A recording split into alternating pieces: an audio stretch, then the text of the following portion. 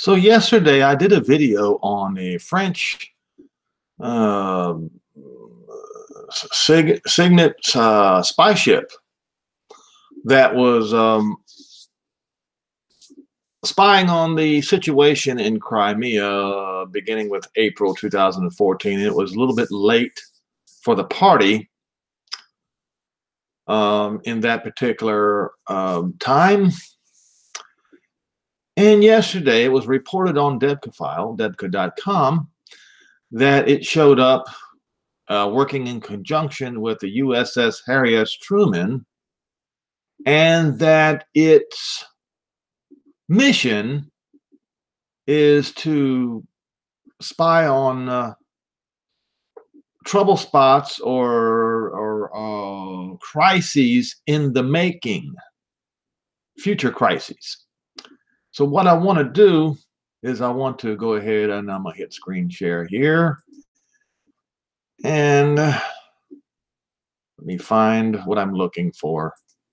That's not what I'm looking for. And neither is, oh, here we go.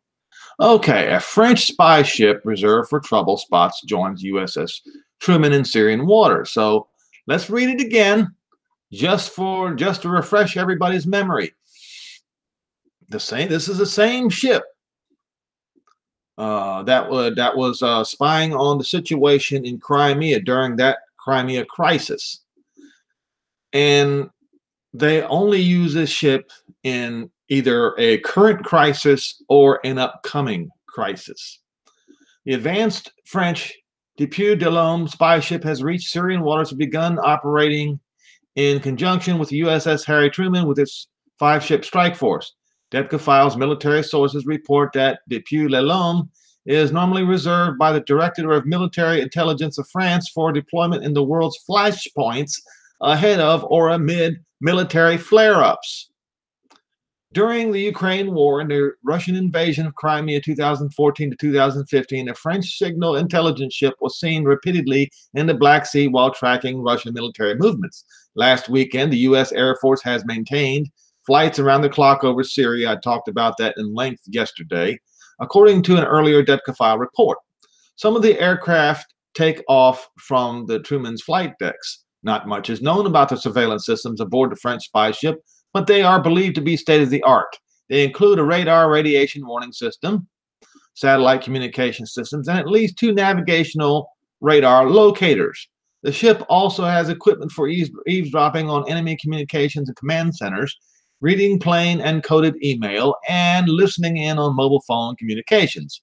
Beamed to the French ship is intelligence gathered by U.S. reconnaissance aircraft, which have been in the air over Syria since last May. And so on and so forth. You can read the rest on your own. Now, if you have been watching the news, or if you have not been watching mainstream news but have been watching actual news, you will have learned by this morning that last night or early this morning in the Middle East that there was a chemical weapons attack on Aleppo. Now, the story is that the rebels in the Idlib province fired chemical rockets against Idlib, and now there is supposedly 100 people injured. Now, just mere hours before that happened, somebody was assassinated, and I will tell you that why I'm not buying the current Syrian narrative. Okay, and I posted this on social media. I do not buy the rebel false flag narrative. Here's why. If the chlorine rockets were fired from Idlib into SAA-controlled Aleppo by the rebels, as Assad claims, then that narrative would provide Assad the moral high ground and the right to blast Idlib into oblivion. On Friday, a Syrian journalist and activist named Raed Fares was assassinated south of Idlib. Is that just a coincidence? They knew that Raed Fares would provide convincing evidence disputing Assad's narrative. I am inclined to think that that is the reason why he was killed less than 48 hours before the chemical attack. It is because of this assassination I am not buying the current Assad Russian narrative. Now, a few words from the Jerusalem Post to make my point. And as they put it, the claim by Damascus that terrorists have used chemical weapons is in line with the regime narrative that has claimed that many chemical attacks were not carried out by the regime, but were a false flag used by rebels to encourage international intervention in Syria. Russian media has warned of a false flag in Idlib, a claim seen as justifying a Syrian regime offensive. So, I mean, you can believe one side, one way or the other. That's entirely up to you. But either way, this, whether it was done by the Assad regime or whether it was done by the Syrian rebels, one thing is for certain, that this claim is seen as justifying a Syrian regime offensive. Like I said, giving Assad the moral high ground to go in there in Idlib, where there's 3 million people, okay, and there will be lots of bloodshed. And of course, there will be retaliation as a result. And this falls right in line with Zechariah 9, folks. I've been talking about Zechariah 9 for quite some time now. Okay, now let's look at southfront.org. And folks, please do not be fooled by southfront.org. They are an anti-Israel website. However, I expect everyone should be able to discern the truth from fiction. Okay? However, they do have reports that are backed up by fact here. This headline right here is actually, whether it's true that Poroshenko regime is provoking conflict with Russia is debatable. But one thing that is true, that 3 Ukrainian, I believe it was warships, yes, right here, intrude into Russia's territorial waters in the Black Sea. This is on the news right now.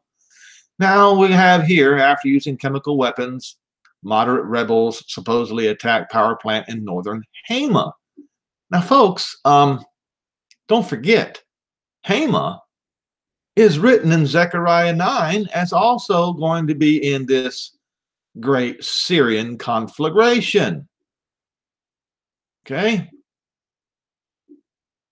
And now we have also Syrian army's military operation is looming in Idlib following chemical attack on Aleppo city. So what we have here is we have a pretext. Whether it really doesn't matter if one side did it or the other side did it. What matters is there is a pretext for a conflagration in the land of Hadrach. Yes, I'm the one who said it. Back in, I don't know, it was like a month ago, I believe it was. The land of Hadrach. That's the Idlib province. And what have I been doing but talking about this over and over? Zechariah 9. While everybody else was pointing to another scripture about the judgment upon Syria and how Damascus will no longer be a city. And I'm not downplaying that at all, but this one right here, it specifically says it will be at the time when all the eyes of mankind and all the tribes of Israel will see Jehovah, not the Lord, Jehovah. This is the one that should be looked at, Jehovah, the Father. Now we have here Hama. It's also going to feel the wrath. This thing is about to break loose, folks. And here we are. Here we are, just days away. Now, I'm not saying anything is going to happen this year on the first day of Hanukkah. I'm saying watch carefully. I'm just repeating after the Messiah who said watch. But we have more evidence that this day is about to happen. And well, we read clearly in Haggai 2, verses 18 through 22, when that day will happen. It happens the day that Jehovah, our Father in heaven, provides this great blessing to Israel, which is the new covenant, which means that is the same day that the Gentile regimes are going to fall. What day is that? The 24th day of the 9th month. Okay. And once again, the 24th day of the 9th month is the first day of Hanukkah. What day is that this year? December the 2nd on the Roman calendar. What is happening right now? What's going on? I've been saying this for the last few days that NATO, or Trump administration, and Russia are ratcheting things up before the summit, and that's going to happen in just a few days in Argentina, I believe it is, South America somewhere, the G20 summit. And they're going to have a meeting in on November 30th, and each side is ratcheting things up to gain an upper hand before the summit. This is a dangerous game that's being played here, folks. Very, very dangerous. And I don't need to make this a long video. I really don't. It's just not necessary. I'm urging everyone to watch the headlines. Look, search everywhere, make sure you know what's going on, because you don't want this thing to spring up on you and you caught unawares. Just to recap here, the spy ship, the French Signet spy ship, showed up yesterday. The what was it? The journalist, the anti-Assad regime journalist, was assassinated just a few hours before that. And then we have the chemical attacks on Aleppo, supposedly from the Idlib province, providing the pretext for a major conflagration in the land of Hadrach. There you have it, folks. We are, let's see, 5, 6. We are 7 days away from the 24th day of the 9th month, as written in Haggai 2, verses 18 through 22. Is that going to be the day? We don't have long to find out.